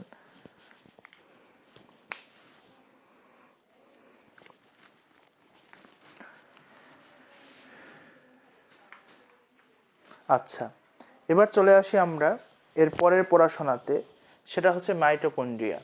তোমরা জানো যে আমাদের কোষের পাওয়ার হাউস বলা হয় মাইটোকন্ড্রিয়াকে, এবং মাইটোকন্ড্রিয়া থেকে যখন প্রশ্ন আসবে তখন মূলত এই রিলেটেড প্রশ্নগুলোই আসে, যে আমাদের দেহে শক্তির জন্য কোন অঙ্গাণু কাজ করে, মাইটোকন্ড্রিয়া। এখন একটা প্রশ্ন তোমাদের কাছে আমি রাখি, এবং দেখো তো এই প্রশ্নটা তোমরা পারো কিনা, তাহলেই বুঝবো তোমরা প্লাস্টিড বোঝো। একটু অপেক্ষা করো, আমাকে প্রশ্নটা লেখার সময় দাও, একটু ধৈর্য ধরো। সেটা হচ্ছে, নিম্নের কোন ক্লোরোপ্লাস্ট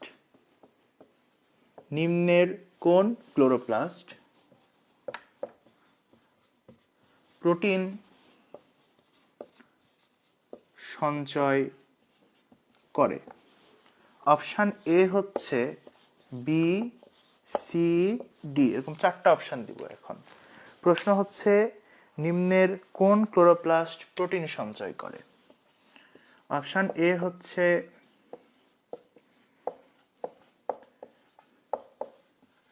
অ্যামাইলোপ্লাস্ট, অপশান বি হচ্ছে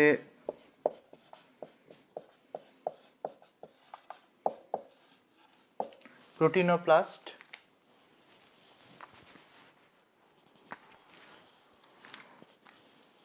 অপশান সি হচ্ছে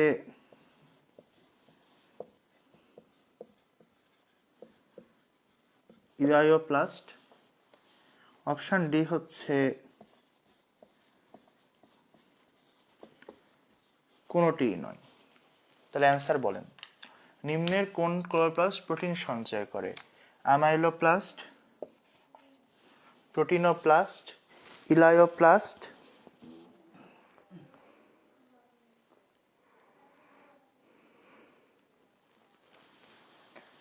নাকি কোনোটিই নয়? আচ্ছা দেখি এবার। রুহুল বলছো বি, ফারহানা তাসলিম বলছো বি, রাসেল বলছো বি, শামীম বলছো এ, মনি বলছো বি, সাগর বলছো এ, সজীব বলছো বি, রোকসানা বলছো ডি। বি অবলিক ডি আবার কি? যে কোনো একটা অ্যান্সার দে। রোকসানা বলছো ডি, সুমনা বলছো বি, বিভা বলছো বি, রোকসানা বলছো ডি। রোকসানা হসে একটা প্রশ্নের কমেন্ট 1000বার করিস না। নারায়ণ বলছো বি, আজমিরা বলছো ডি, প্রিয়া বলছো ডি, মনিকা বলছো সি। আচ্ছা, তারিন বলছো এ, রওশন বলছো সি। বাহ, বেশ বিভাজন এনে দিতে পারছি পোলাপনের ভিতর। এ বি সি ডি 4টাই উত্তর পাইছি। আচ্ছা, সুবাই বলছো সি, নীলকাব্য বলছো ডি, সাগর বলছো ডি, কাউসার বলছো বি, ফয়সাল আহমেদ সবুজ বলছো বি, সাদা পায়রা বলছো বি, তনু বলছো ডি, রাজু বলছো এ। সবার প্রশ্নের কমেন্ট দেখবো আজকে কি করে এই প্রশ্নে।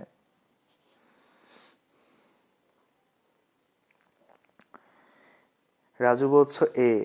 আচ্ছা, প্রশ্নটা একটু খেয়াল করো তো তোমরা, কি বলছে প্রশ্নে। নিম্নের কোন ক্লোরোপ্লাস্ট প্রোটিন সঞ্চয় করে?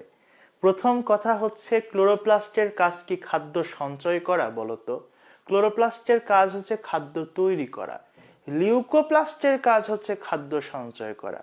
তাহলে নিম্নের কোন ক্লোরোপ্লাস্ট প্রোটিন সঞ্চয় করে? এর অ্যান্সার হবে ডি, কোনোটিই নয়। কারণ ক্লোরোপ্লাস্ট সঞ্চয় করেই না, ক্লোরোপ্লাস্টের কাজ হচ্ছে খাদ্য তৈরি করা। তাহলে এখানে অ্যান্সার হবে ডি, কোনোটিই নয়। A B C D 4টাই answer. বোকাচন্দ্রের মতো অ্যান্সার দিলা কেন? হ্যাঁ, ক্লোরোপ্লাস্টের কাজ খাদ্য তৈরি করা, ক্লোরোপ্লাস্ট কোনোটাকেই সঞ্চয় করে না। তাহলে অ্যান্সার হবে কোনোটি নয়। হ্যাঁ, যদি এখানে প্রশ্নে থাকতো ক্লোরোপ্লাস্ট না থেকে লিউকোপ্লাস্ট, কারণ লিউকোপ্লাস্টের কাজ হচ্ছে খাদ্য সঞ্চয় করা, তাহলে অ্যান্সার হতো সি। হ্যাঁ, আপনাদের অ্যাডমিশনে এইরকম প্রশ্নগুলোই দেয় এবং আপনারা কনফিডেন্সের সাথে প্রশ্নগুলোর উত্তর ভুল করে আসেন। তাহলে কনফিডেন্সের সঙ্গে উত্তর ভুল করা যাবে না। হ্যাঁ হ্যাঁ, হোয়াট এটাই। তাহলে লিউকোপ্লাস্টের কাজ হচ্ছে খাদ্য সঞ্চয় করা। হ্যাঁ, উপস। তাহলে আশা করা যায় এখন থেকে অ্যান্সার করার সময় সুন্দর করে খেয়াল করে করে অ্যান্সার করবেন, যে কি অ্যান্সার করছেন, প্রশ্ন পড়ে অ্যান্সার করবেন, অসাবধান হয়ে অ্যান্সার করবেন না। হ্যাঁ, আচ্ছা, এই চ্যাপ্টার থেকে তোমরা ক্রোমোজোমের সংখ্যাগুলো একটু সুন্দর করে পড়বা। হ্যাঁ, তারপরে এর সঙ্গে সঙ্গে নিউক্লিয়াসের গঠনটা একটু পড়বা। কোষঝিল্লির দেখবা ফ্লুইড মোজাইক মডেল দেওয়া আছে, গায়ক আর নিকোলের ছেলে। গায়ক মানে তো সিঙ্গার, আর নিকোলের ছেলে মানে নিকলসন। সিঙ্গার নিকলসনের মডেল দেওয়া আছে, এটা একটু পড়বা।